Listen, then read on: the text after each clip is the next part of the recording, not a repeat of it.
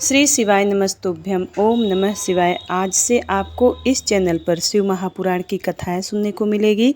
प्रतिदिन आपको शिव महापुराण का पाठ सुनाई जाएगी। संपूर्ण शिव महापुराण प्रारंभ से लेकर अंत तक सुनाई जाएगी और हर रोज़ सुबह 7 बजे आपको कथा की वीडियो मिल जाएगी।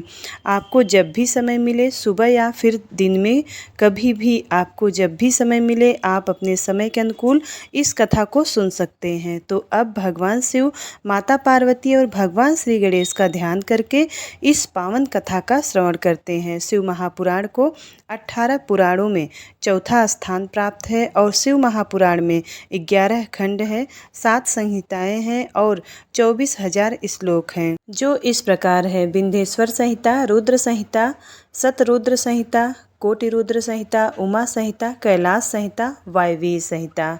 तो शिव पुराण में भगवान शिव की भक्ति और उनकी महिमा का वर्णन किया गया है। भगवान शिव जो कि बहुत ही जल्दी प्रसन्न होने वाले देवता हैं और अपने भक्तों को मनवांछित फल देने के लिए जाने जाते हैं। और शिव पुराण में भगवान शिव के जीवनचर्या पर प्रकाश डालते हुए उनके रहन सहन, विवाह और उनके पुत्रों की उत्पत्ति का विशेष रूप से वर्णन किया गया है। भगवान शिव, जिन्हें त्रिदेवों में संहार का देवता माना गया है, इनकी उपासना बहुत ही सरल है। जो भक्त भगवान शिव की सरलता और सहजता से आराधना करते हैं, भगवान शिव उन पर प्रसन्न हो जाते हैं। शिव का अर्थ ही है कल्याण स्वरूप और कल्याण प्रदाता।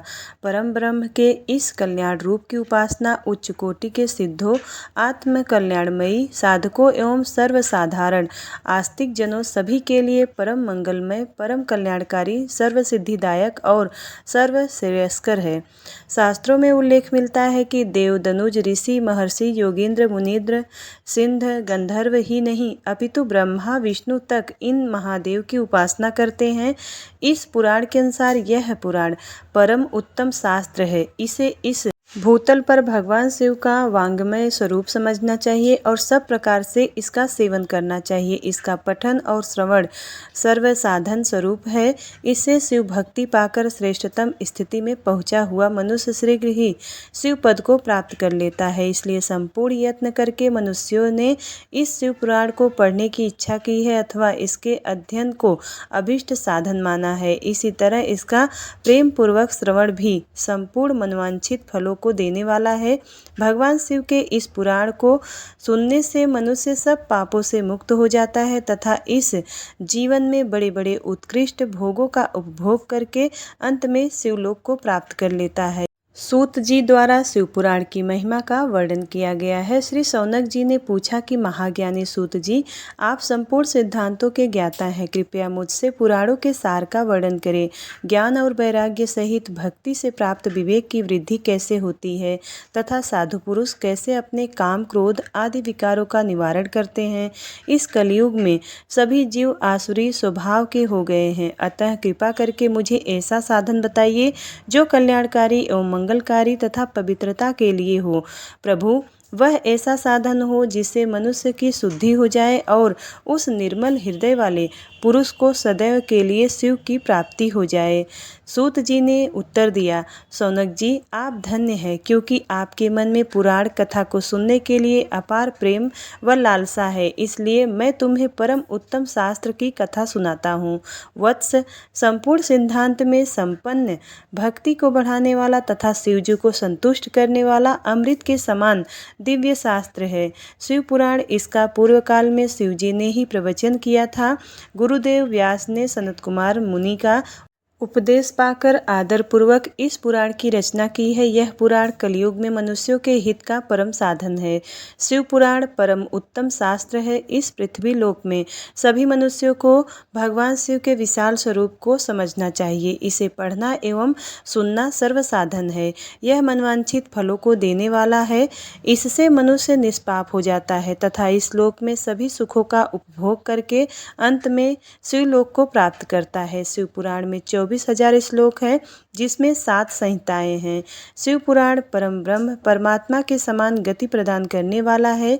मनुष्य को पूरी भक्ति एवं संयम पूर्वक इसे सुनना चाहिए। जो मनुष्य प्रेम पूर्वक नित्य इसको बाँचता है अथवा इसका पाठ करता है वह निसंदेह पुण्यात्मा है। भगवान शिव उस विद्वान पुरुष पर प्रसन्न होकर उसे अपना धाम प्रदान करते हैं। प्रतिदिन आदर पूर्वक शिव पुराण का पूजन करने वाले मनुष्य संसार में संपूर्ण भोगों को भोग कर भगवान शिव के पद को प्राप्त करते हैं। वे सदा सुखी रहते हैं। शिव पुराण में भगवान शिव सर्वस्व हैं। इस लोक और परलोक में सुख की प्राप्ति के लिए आदर पूर्वक इसका सेवन करना चाहिए। यह निर्मल शिव पुराण धर्म, अर्थ, काम और मोक्ष रूप चारों पुरुषार्थों को देने वाला है। अतः सदा प्रेम पूर्वक इसे सुनना एवं पढ़ना चाहिए। देवराज को शिवलोक की प्राप्ति, चंचुला का संसार में वैराग्य का वर्णन। श्री सौनक जी ने कहा, आप धन्य है सूत जी, आप परमार्थ तत्व के ज्ञाता है। आपने हम पर कृपा करके हमें यह अद्भुत और दिव्य कथा सुनाई है। भूतल पर इस कथा के समान कल्याण का और कोई साधन नहीं है। आपकी कृपा से यह बात हमने समझ ली है। सूत जी, इस कथा के द्वारा कौन से पापी शुद्ध होते हैं, उन्हें कृपा पूर्वक बताकर इस जगत के कृतार्थ कीजिए। सूत जी बोले कि मुने, जो मनुष्य पाप, दुराचार तथा काम, क्रोध, मद, लोभ में निरंतर डूबे रहते हैं, वे भी मनुष्य शिव पुराण पढ़ने अथवा सुनने से शुद्ध हो जाते हैं तथा उनके पापों का पूर्णतया नाश हो जाता है। इस विषय में मैं तुम्हें इस कथा को सुनाता हूँ। देवराज ब्राह्मण की कथा। बहुत पहले की बात है। किरातों के नगर में देवराज नाम का एक ब्राह्मण रहता था। वह ज्ञान में दुर्बल, गरीब, रस बेचने वाला तथा वैदिक धर्म से विमुख था। वह स्नान संध्या नहीं करता था तथा उसमें वैश्यावृत्ति बढ़ती जा रही थी। वह भक्तों को ठगता था। उसके अनेक मनुष्यों को मारकर उन सबका धन हड़प लिया था। उस पापी ने थोड़ा सा भी धन धर्म के काम में नहीं लगाया था। वह वेश्यागामी तथा आचार भ्रष्ट था। एक दिन वह घूमता हुआ दैवयोग से प्रतिष्ठानपुर झूसी प्रयाग में जा पहुंचा। वहां उसने एक शिवालय देखा जहां बहुत से साधु महात्मा एकत्र हुए थे। देवराज वहीं ठहर गया। वहां रात में उसे ज्वर आ गया और उसे बड़ी पीड़ा होने लगी। वहीं पर एक ब्राह्मण देवता शिव पुराण की कथा सुना रहे थे। ज्वर में पड़ा देवराज भी ब्राह्मण के मुख से शिव कथा को निरंतर सुनता रहा। एक मास बाद देवराज ज्वर से पीड़ित अवस्था में चल बसा। यमराज के दूत उसे बांधकर यमपुरी ले गए। तभी वहां शिवलोक से भगवान शिव के पार्षद गण आ गए।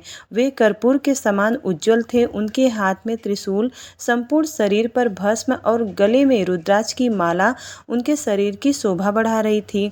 उन्होंने यमराज के दूतों को मार पीट कर देवराज के यमदूतों के चंगुल से छुड़ा लिया और वे उसे अपने अद्भुत विमान में बैठाकर जब कैलाश पर्वत पर ले जाने लगे तो यमपुरी में कोलाहल मच गया, जिसे सुनकर यमराज अपने भवन से बाहर आए। साक्षात रुद्रों के समान प्रतीत होने वाले इन दूतों का धर्मराज ने विधि पूर्वक पूजन कर ज्ञान दृष्टि से सारा मामला जान लिया। उन्होंने भय के कारण भगवान शिव के दूतों से कोई बात पूछी नहीं और तत्पश्चात शिवदूत देवराज को लेकर कैलाश चले गए और वहां पहुंचकर उन्होंने ब्राह्मण को करुणावतार भगवान शिव के हाथों में सौंप दिया।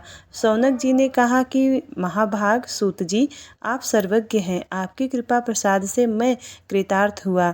इस इतिहास को सुनकर मेरा मन आनंदित हो गया। अतः भगवान शिव में प्रेम बढ़ाने वाली दूसरी कथा भी कहिए। सूत जी बोले, सौनक सुनो, मैं तुम्हारे सामने एक अन्य गोपनीय कथा का वर्णन करूंगा, क्योंकि तुम शिव भक्तों में अग्रगण्य हो और वेद वेदांतों में श्रेष्ठ हो। समुद्र के निकटवर्ती प्रदेश में वास्कल नामक एक गांव है, जहां वैदिक धर्म के विमुख महापापी मनुष्य रहते हैं। वे सभी दुष्ट एवं उनका मन दूषित विषयों में ही लगा रहता है। वे देवताओं एवं भाग्य पर विश्वास नहीं करते। वे भी कुटिल वृत्ति वाले हैं, किसानी करते हैं और विभिन्न प्रकार के अस्त्र शस्त्र रखते हैं। वे व्यभिचारी, वे इस बात से पूर्णतः अनजान है कि ज्ञान, वैराग्य तथा संदर्भ ही इस मनुष्य के लिए परम पुरुषार्थ है। वे सभी पशु बुद्धि हैं। अन्य समुदाय के लोग भी उन्हीं की तरह बुरे विचार रखने वाले धर्म से विमुख हैं। वे नित्य कुकर्म में लगे रहते हैं। वे सदा विषय भोगों में डूबे रहते हैं। वहाँ की स्त्रियां भी बुरे स्वभाव की, स्वेच्छाचारिणी, पाप में डूबी, कुटिल सोच वाली और व्यभिचारिणी हैं। वे सभी सद्व्यवहार, तथा सदाचार से सर्वथा शून्य है। वहाँ सिर्फ दुष्टों का निवास है। वास्कल नामक गांव में बिंदुंग नाम का एक ब्राह्मण रहता था। वह अधर्मी, दुरात्मा एवं महापापी था। उसकी स्त्री बहुत ही सुंदर थी। उसका नाम चंचुला था।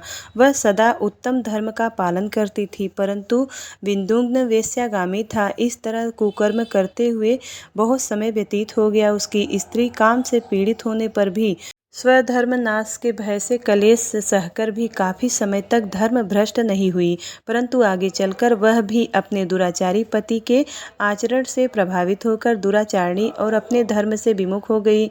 इस तरह दुराचार में डूबे हुए उन पति पत्नी का बहुत सा समय व्यतीत हो गया। वेश्यागामी, दूषित बुद्धि वाला वह दुष्ट ब्राह्मण बिंदुंग समयानुसार मृत्यु को प्राप्त हो नरक में चला गया। बहुत दिनों तक नरक के दुखों को भोगकर वह मूढ़ बुद्धि पापी विंध्य पर्वत पर भयंकर पिशाच हुआ। इधर उस दुराचारणी बिंदुंग के मर जाने पर वह चंचुला नामक स्त्री बहुत समय तक पुत्रों के साथ अपने घर में रहती रही और पति के मृत्यु के बाद भी वह भी अपने धर्म से गिरकर पर पुरुषों का संग करने लगी थी। सतियां विपत्ति में भी अपने धर्म का पालन करना नहीं छोड़ती। यही तो तप है। तप कठिन तो होता है, लेकिन इसका फल मीठा होता है। विषयी इस सत्य को नहीं जानता, इसलिए वह विषय के विष फल का स्वाद लेते हुए भोग करता है। एक दिन दैवयोग से किसी पुण्य पर्व के आने पर वहां पर अपने भाई बंधुओं के साथ गोकर्ण क्षेत्र में गई। उसने तीर्थ के जल में स्नान किया एवं बंधुजनों के साथ यत्र तत्र घूमने लगी। घूमते घूमते वह एक देव मंदिर में गई। वहां पर उसने एक ब्राह्मण के मुख से भगवान शिव की परम पवित्र एवं मंगलकारी कथा सुनी। कथावाचक ब्राह्मण कह रहे थे कि जो स्त्रियां व्यभिचार करती हैं वे मरने के बाद जब यमलोक जाती हैं तब यमराज के दूत उन्हें तरह तरह के यंत्रणा देते हैं।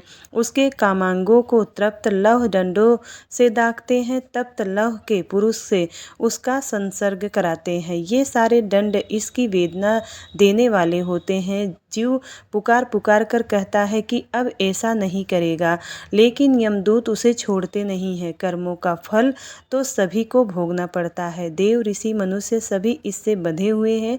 ब्राह्मण के मुख से यह वैराग्य बढ़ाने वाली कथा सुनकर चंचुला भय से व्याकुल हो गई। कथा समाप्त होने पर सभी लोग वहां से चले गए। तब कथा वाचने वाले ब्राह्मण देवता से चंचुला ने कहा, हे ब्राह्मण, धर्म को न जानने के कारण मेरे द्वारा बहुत बड़ा दुराचार हुआ है। स्वामी, मेरे ऊपर कृपा करके मेरा उद्धार कीजिए। आपके प्रवचन को सुनकर मुझे इस संसार से वैराग्य हो गया है। मुझ मूढ़ चित्त वाली पापनी को धिक्कार है। मैं निंदा के योग्य हूँ। मैं बुरे विषयों में फंसकर अपने धर्म से विमुख हो गई थी। कौन मुझ जैसी कुमार्ग में मन लगाने वाली पापनी का साथ देगा? जब यमदूत मेरे गले में फंदा डालकर मुझे बांध कर ले जाएंगे और नरक में मेरे शरीर के टुकड़े टुकड़े करेंगे, तब मैं कैसे उन महायातनाओं को सहन कर पाऊंगी? मैं सब प्रकार से नष्ट हो गई हूँ, क्योंकि अभी तक मैं हर तरह से पाप में डूबी रही हूँ। हे ब्राह्मण, आप मेरे गुरु हैं, आप ही मेरे माता पिता हैं। मैं आपकी शरण में आई हूँ।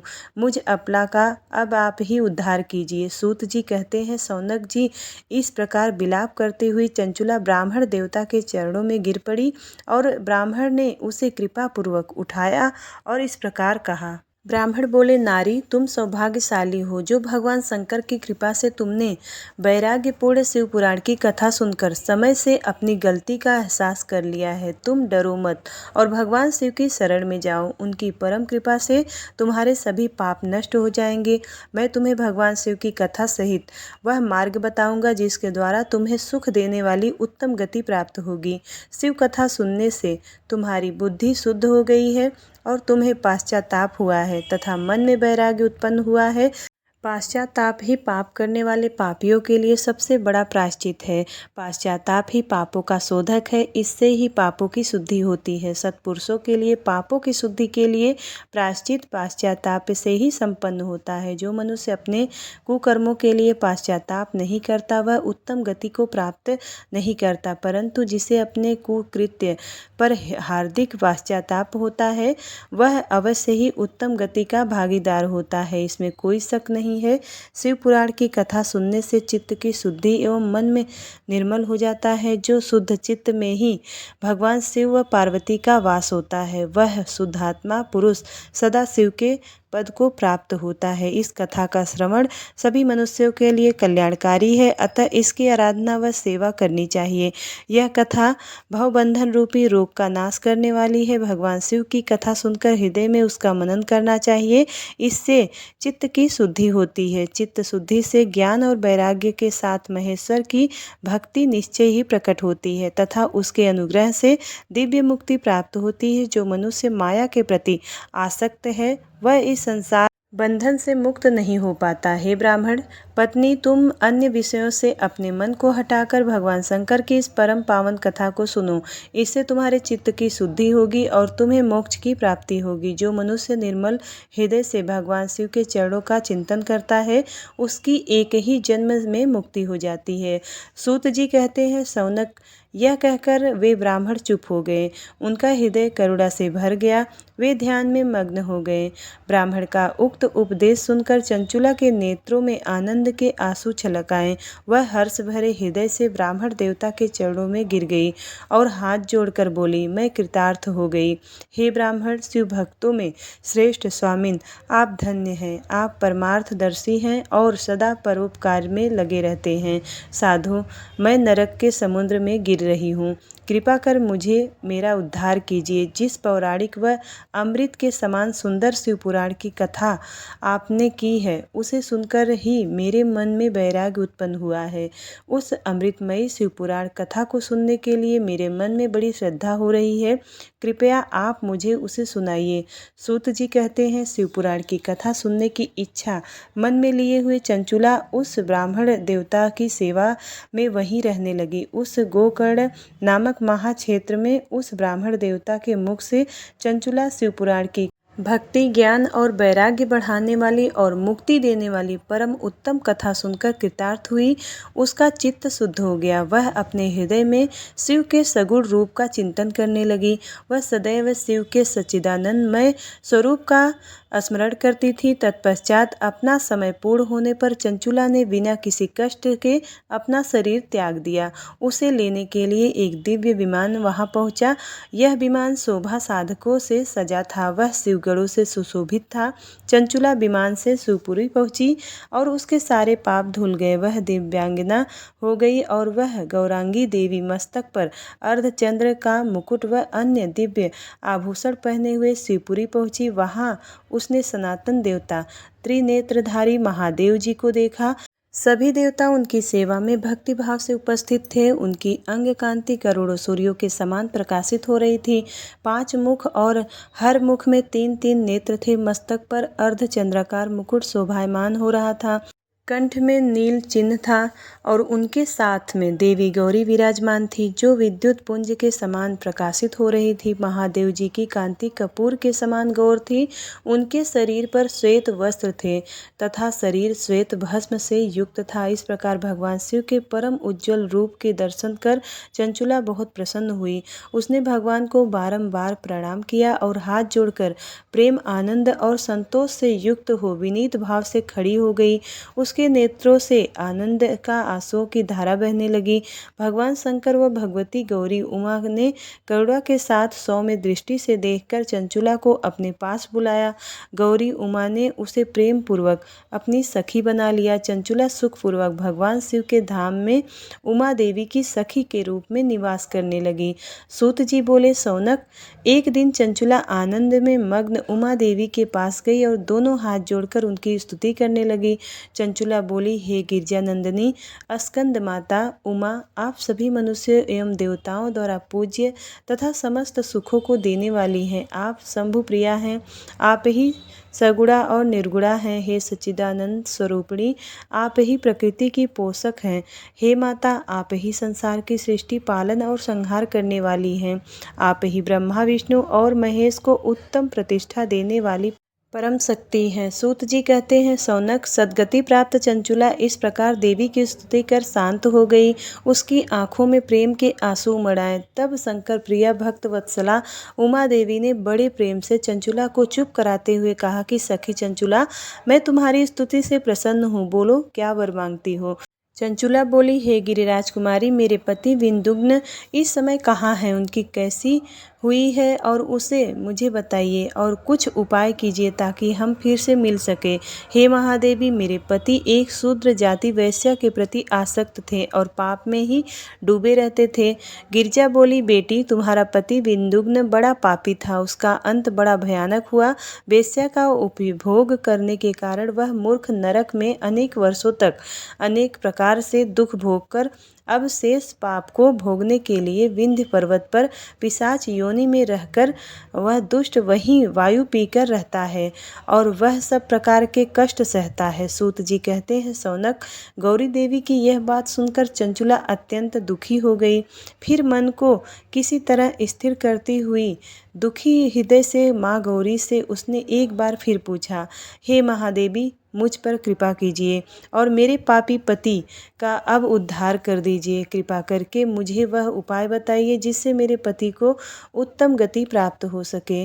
गौरी देवी ने कहा कि यदि तुम्हारा पति विंदुग्न शिव पुराण की पुण्यमयी उत्तम कथा सुने तो वह इस दुर्गति को पार करके उत्तम गति का भागी हो सकता है। अमृत के समान मधुर गौरी देवी का यह वचन सुनकर चंचुला ने दोनों हाथ जोड़कर मस्तक झुकाकर उन्हें बारंबार प्रणाम किया तथा प्रार्थना की कि मेरे पति को शिव पुराण सुनाने की व्यवस्था कीजिए।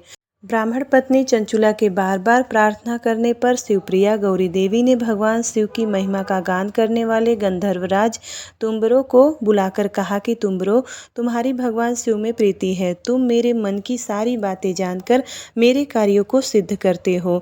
तुम मेरी इस सखी के साथ विंध्य को पर जाओ और वहाँ पर महाघोर और भयंकर पिशाच रहता है। पूर्व जन्म में वह पिशाच बिंदुग्न नामक ब्राह्मण मेरी इस सखी चंचुला का पति था।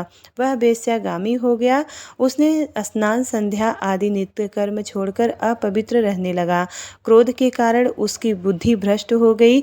दुर्जनों से उसकी मित्रता तथा सज्जनों से द्वेष बढ़ गया था।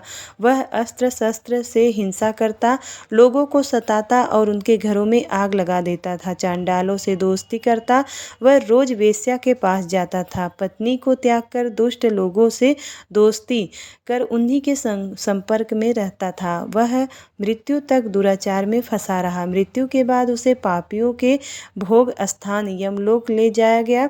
वहां घोर नरकों को सहकर इस तरह वह विंध्य पर्वत पर पिशाच बनकर रह रहा है और पापों का फल भोग रहा है।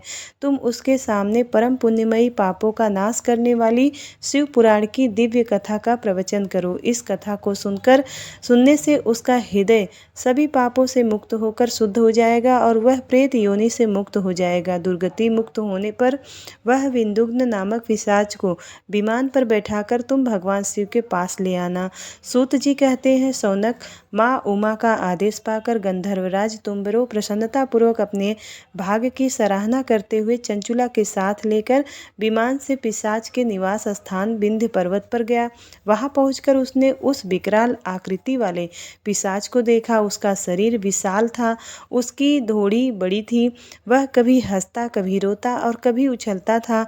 वहाँ महाबली तुम्बरो ने विंदुग्न नामक पिशाच को पासों से बांध लिया। उसके पश्चात तुम्बरो ने शिव महापुराण की कथा बाँचने के लिए स्थान तलाश कर मंडप की रचना की। शीघ्र ही इस बात का पता लोगों को चल गया कि एक पिशाच के उद्धार हेतु देवी पार्वती की आज्ञा से तुम्बरो शिव पुराण की अमृत कथा सुनाने विंध्य पर्वत पर आए हैं और उस कथा को सुनने के लोभ से बहुत से देवर्षि वहां पहुंच गए। सभी को आदरपूर्वक स्थान दिया गया। पिशाच विंदुग्न को पासों में बांधकर आसन पर बिठाया गया और तब तुम्बरो ने परम उत्तम शिव पुराण की अमृत कथा का गान शुरू किया। उसने पहली विंध्येश्वर संहिता से लेकर 7वीं वायु संहिता तक शिव पुराण की कथा का स्पष्ट वर्णन किया। सातों संहिताओं सहित शिव पुराण को सुनकर सभी श्रोता कृतार्थ हो गए। परम पुण्यमय शिव पुराण को सुनकर पिशाच सभी पापों से मुक्त हो गया और उसने पिशाच शरीर का त्याग कर दिया। शीघ्र ही उसका रूप दिव्य हो गया उसका शरीर गौर वर्ण का हो गया, शरीर पर श्वेत वस्त्र एवं पुरुषों के आभूषण आ गए। इस प्रकार दिव्य देहधारी होकर विंदुग्न अपनी पत्नी चंचुला के साथ स्वयं भी भगवान शिव का गुणगान करने लगा।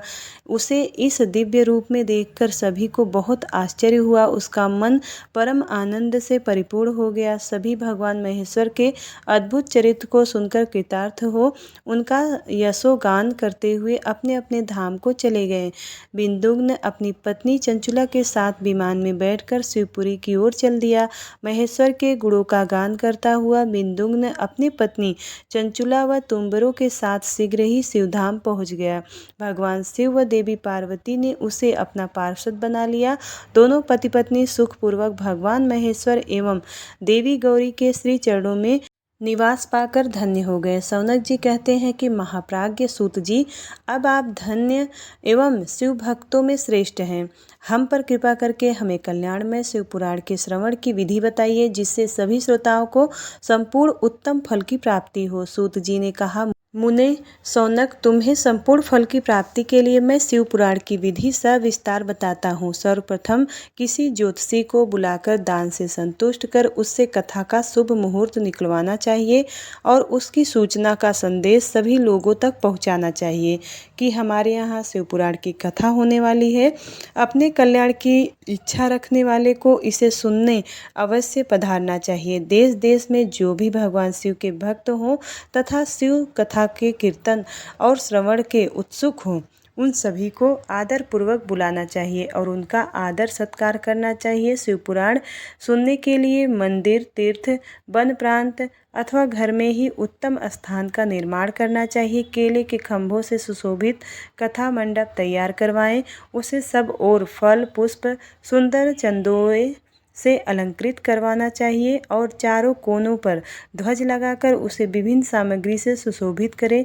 भगवान शंकर के लिए भक्तिपूर्वक दिव्य आसन का निर्माण करना चाहिए तथा कथावाचक के लिए भी दिव्य आसन का निर्माण करना चाहिए। नियम पूर्वक कथा सुनने वालों के लिए भी सुयोग्य आसन की व्यवस्था करें तथा अन्य लोगों के बैठने की भी व्यवस्था करें। कथा बाँचने वाले विद्वान के प्रति कभी बुरी भावना न रखें। संसार में जन्म तथा गुणों के कारण बहुत से गुरु होते हैं, परंतु उन सब में पुराणों का ज्ञाता ही परम गुरु माना जाता है। पुराण वेता पवित्र, शांत, साधु, ईर्ष्या पर विजय प्राप्त करने वाला और दयालु होना चाहिए। ऐसे गुणी मनुष्य को इस पुण्यमयी कथा को बाँचना चाहिए। सूर्योदय से 3:30 पहर तक इसे बाँचने का उपयुक्त समय है। मध्याह्न काल में 2 घड़ी तक कथा बंद रखनी चाहिए ताकि लोग मल मूत्र का त्याग कर सके। जिस दिन से कथा शुरू हो रही है उससे 1 दिन पहले व्रत ग्रहण करें। कथा के दिनों में प्रातः काल का नित्य कर्म संक्षेप में कर लेना चाहिए। वक्ता के पास उसकी सहायता हेतु एक विद्वान व्यक्ति को बैठाना चाहिए जो कि सब प्रकार से संशयों को दूर कर लोगों को समझाने में कुशल हो। कथा में आने वाले विघ्नों को दूर करने के लिए सर्वप्रथम श्री गणेश का पूजन करना चाहिए। भगवान शिव व शिव पुराण की भक्ति भाव से पूजा करें। तत्पश्चात श्रोता तन मन से शुद्ध होकर आदर पूर्वक शिव पुराण की कथा सुने। जो वक्ता और श्रोता अनेक प्रकार के कर्मों से भटक रहे हों, काम आदि 6 विकारों से युक्त हों, वे पुण्य के भागी नहीं हो सकते। जो मनुष्य अपनी सभी चिंताओं को भूलकर कथा में मन लगाते हैं, उन शुद्ध बुद्धि वाले मनुष्यों को उत्तम फल की प्राप्ति होती है। सूत जी बोले, शौनक, शिव पुराण सुनने वाला व्रत लेने वाले पुरुषों के लिए जो नियम है उन्हें भक्ति पूर्वक सुनो। शिव पुराण की पुण्यमयी कथा नियम पूर्वक सुनने से बिना किसी विघ्न बाधा के उत्तम फल की प्राप्ति होती है। दीक्षा रहित मनुष्य को कथा सुनने का अधिकार नहीं है, अतः पहले वक्ता से दीक्षा ग्रहण करनी चाहिए। नियम पूर्वक कथा सुनने वाले मनुष्य को ब्रह्मचर्य का अच्छी तरह से पालन करना चाहिए। उसे भूमि पर सोना चाहिए, पत्तल में खाना चाहिए तथा कथा समाप्त होने पर ही अन्न ग्रहण करना चाहिए। समर्थ मनुष्य को शुद्ध भाव से शिव पुराण की कथा की समाप्ति तक उपवास रखना चाहिए और एक ही बार भोजन करना चाहिए। गरिष्ठ अन्न, दाल, जला अन्न, सेम, मसूर तथा बासी अन्न नहीं खाना चाहिए। जिसने कथा का व्रत ले रखा है उसे प्याज, लहसुन, हींग, गाजर, मादक वस्तु तथा आमिष कही जाने वाली वस्तुओं को त्याग देना चाहिए। ऐसा मनुष्य प्रतिदिन सत्य, शौच, दया, मौन, सरलता, विनय तथा हार्दिक उदारता आदि सद्गुणों को अपनाएं तथा साधु संतों को निंदा का त्याग कर नियम पूर्वक कथा सुने। सकाम मनुष्य इस कथा के प्रभाव से अपनी अभीष्ट कामना प्राप्त करता है और निष्काम मोक्ष प्राप्त करता है। सभी स्त्री पुरुषों को विधि विधान से शिव पुराण की उत्तम कथा को सुनना चाहिए। महर्षि शिव पुराण की समाप्ति पर श्रोताओं को भक्ति पूर्वक भगवान शिव की पूजा की तरह पुराण पुस्तक की पूजा भी करनी चाहिए तथा इसके पश्चात विधि पूर्वक वक्ता का भी पूजन करना चाहिए। पुस्तक को रखने के लिए नया और सुंदर बस्ता बनाएं। पुस्तक व वक्ता की पूजा के उपरांत वक्ता की सहायता हेतु बुलाए गए पंडित का भी सत्कार करना चाहिए। कथा में पधारे अन्य ब्राह्मणों को भी अन्न धन का दान दे। गीत वाद्य और नृत्य से उत्सव को महान बनाएं। विरक्त मनुष्य को कथा समाप्ति पर गीता का पाठ करना चाहिए तथा गृहस्थ को श्रवण कर्म की शांति हेतु होम करना चाहिए। होम रुद्र संहिता के श्लोकों द्वारा अथवा गायत्री मंत्र के द्वारा करें। यदि हवन में असमर्थ हो तो भक्तिपूर्वक शिव सहस्त्र नाम का पाठ करें। कथा श्रवण संबंधी व्रत की पूर्णता के लिए शहद से बनी खीर का भोजन 11 ब्राह्मणों को कराकर उन्हें दक्षिणा दे। समृद्ध मनुष्य 3 तोले सोने का एक सुंदर सिंहासन बनवाए और उनके ऊपर लिखी अथवा लिखाई हुई शिव पुराण की लिखी पोथी विधि पूर्वक स्थापित करे तथा पूजा करके दक्षिणा चढ़ाए। फिर आचार्य का वस्त्र, आभूषण एवं गंध से पूजन करके दक्षिणा सहित वह पुस्तक उन्हें भेंट दे। शौनक इस पुराण के दान के प्रभाव से भगवान शिव का अनुग्रह पाकर मनुष्य भवबंधन से मुक्त हो जाता है। शिव पुराण को विधि पूर्वक संपन्न करने पर यह संपूर्ण फल देता है तथा भोग और मोक्ष प्रदान करता है। मुने, शिव पुराण का सारा महात्मा जो संपूर्ण फल देने वाला है मैंने तुम्हें सुना दिया है। अब आप और क्या सुनना चाहते हो?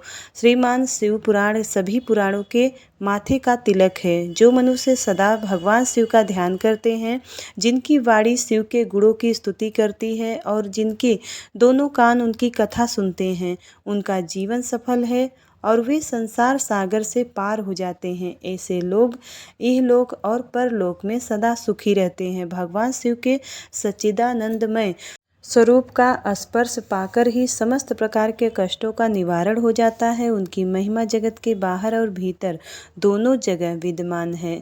उन अनंत आनंद रूप परम शिव की मैं शरण लेता हूँ। श्री शिवाय नमस्तुभ्यम। शिव महापुराण कथा का पहला अध्याय समाप्त हुआ। उम्मीद करती हूँ वीडियो आपको पसंद आई है।